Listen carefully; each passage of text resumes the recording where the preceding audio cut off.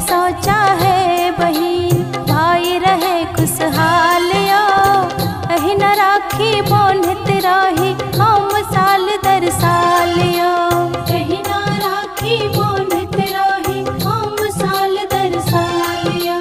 हृदय सोचा है बहिन भाई रहे खुशहालिया, एही न राखी बांधत रही हम साल दर सालिया, एही न राखी बांधत रही हम साल दर सालिया।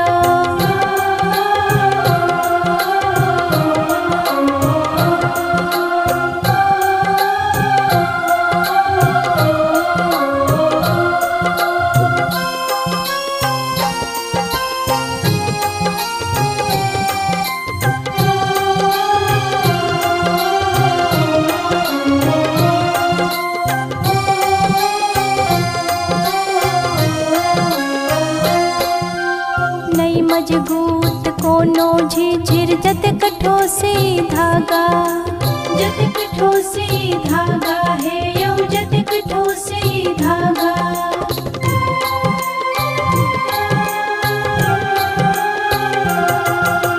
नहीं मजबूत कोनो झिझिर जत कठो से धागा, सब कवच अधलाह लगत अछि एहि बंधन के आगा, एहि बंधन के आगा है यो एहि बंधन के आगा।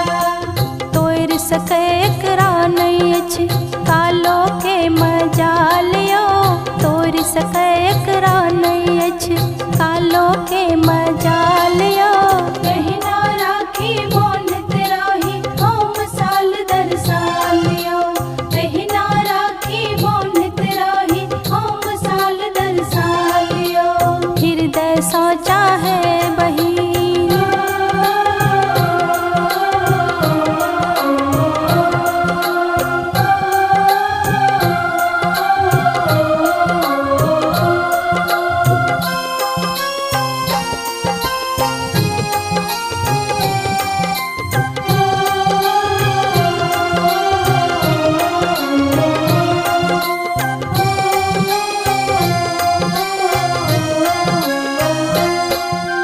संग ही लौरल संग ही पढ़ल संग ही खेल में लीन, संग ही खेल में लीन है यौ संग ही खेल में लीन।